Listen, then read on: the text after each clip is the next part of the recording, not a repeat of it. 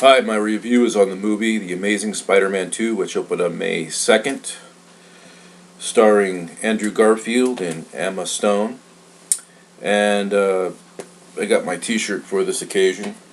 It's a Spider-Man t-shirt. It's kind of blue right here on the sides.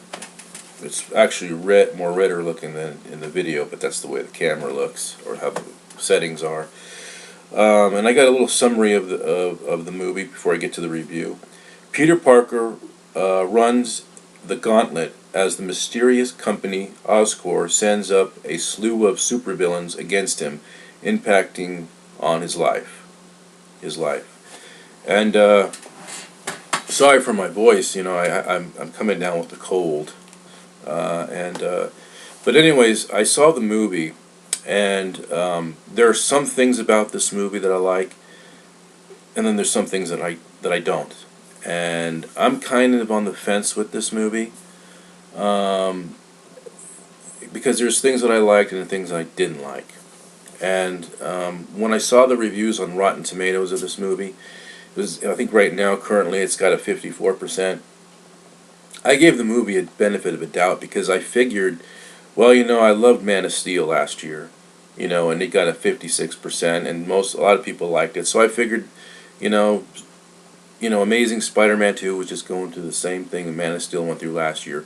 A lot of criticism, but a lot of people, moviegoers, liked it. So I thought that about Spider-Man, Amazing Spider-Man 2, and I went to go see it. And I can see why some of the critics had a problem with this movie, but I don't think it's a bad movie. I kind of liked it. I know I liked it. I thought it was okay. Now, I thought the movie was now I'll talk about some of the good things, and then I'll talk about some of the bad things I didn't like about the movie. I think the action scenes were great. I think the visual effects and special effects were fantastic. Visual effects, sound effects, everything. I kind of thought it had a nice, touching story, between Peter Parker and Gwen Stacy. And also Peter Parker's relations with his Aunt May. I thought those were pretty touching moments in the movie.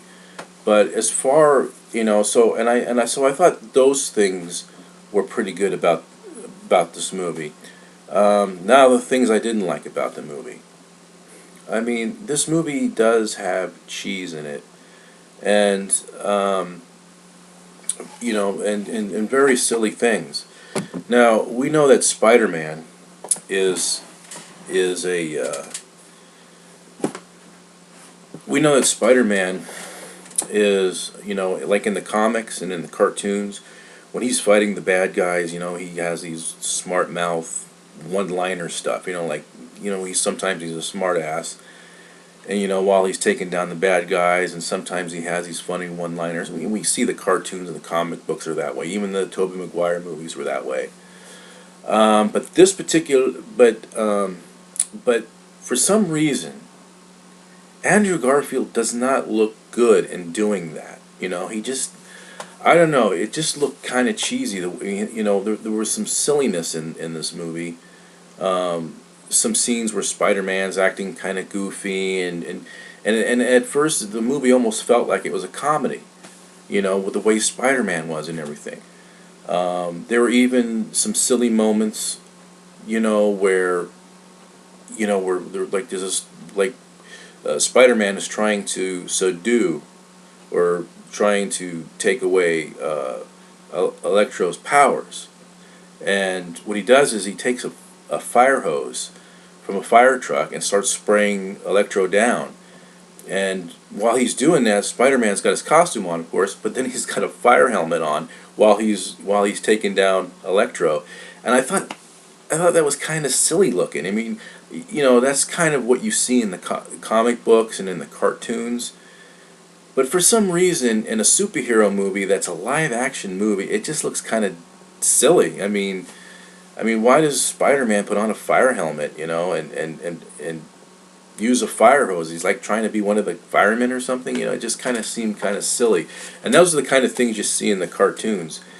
The thing about this movie is it tries really hard to be like a cartoon. It's a live action movie, but it's really trying hard to be like a cartoon, and and somehow that just does not look good on, in a live action movie when they try to do that. I mean, you look at Man of Steel and the Christopher Nolan Batman movies. Those movies are of superheroes, but they seem more realistic. There's no cheesiness, there's no silliness, and I'm not putting the Amazing Spider-Man 2 down. I thought it was okay. I thought it was good, but there were some cheesy moments. There was another moment where Peter Parker's going to his graduation, and Gwen Stacy's up there giving a speech, and then he swoops down, with his graduation gown on, and then he starts French kissing Gwen Stacy in front of the class, and they're all, at the graduation, all clapping and whistling. I don't know. Things like that just seem kind of silly, and to an extent. But overall, the movie was decent. I'm not going to nitpick at it and um, say bad things about it. It's okay. It's an okay movie. Now, one of the things that came to mind was, you take a look at Man of Steel and how a lot of critics didn't like it because they were still clinging on to the Christopher Reeve movies, Superman movies of the past. Well, I kind of got that feeling with Spider-Man. I like the Amazing Spider-Man 2, or Amazing Spider-Man 1. I like that one. And you'll see, I did a review on it and I liked it.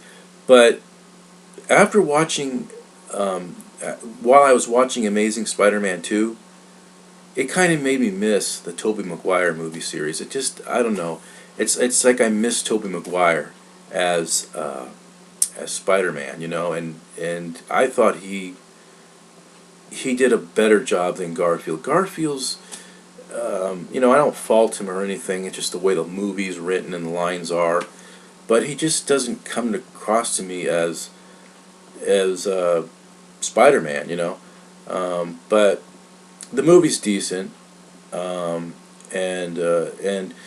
there, one of the things too about this movie is it's kind of reminiscent, or kind of almost feels like Spider-Man 3, because you got more villains, just like Spider-Man 3 did. It's like Spider-Man 3 revisited.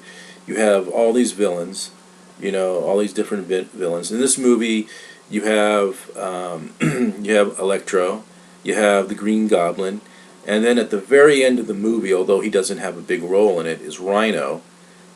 Towards the end of the movie, is this guy fighting Spider-Man before before it cuts to before it goes to the credits. It shows Spider-Man fighting Rhino out in the streets, and who Rhino is a guy inside this mechanized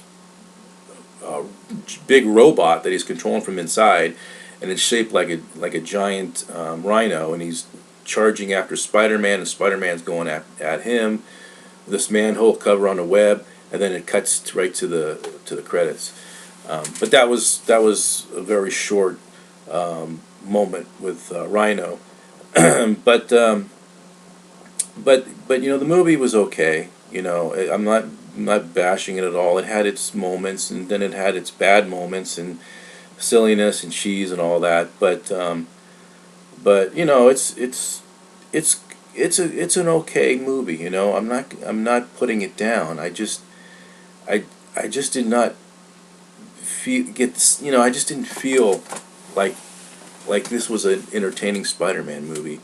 But it was okay, and I suggest you go see it. Make up your mind. Maybe you'll like it. Oh, by the way, last year, I don't know if you remember, last year I went to, when I did my Iron Man review, Iron Man 3 review, I talked about, I showed you one of my old things from the past, from my childhood. And I was cleaning through a box. Remember last year I showed you I had an Iron Man figure from my childhood when I was a little boy. Well, this year I went through some more boxes, and I found a Spider-Man one. So I thought this would be perfect for the review. And it's the Mego ones from the 70s. as you can see there, Spider-Man. Uh, and what I did was, when I was a kid, you know, the head has the webs engraved on there, but I took a pen and I colored in the webbing perfectly when I was a kid. But that was one of my, you can see there, it's blue and red. See it better. But yeah, that's one of those 8-inch figures from my childhood. So I thought I'd share that with you. You know, I guess I was probably around maybe 7 or 6 when I had that. But anyways, you know, that's my review on the movie. And everybody take care. Let's talk to you later. All right, bye.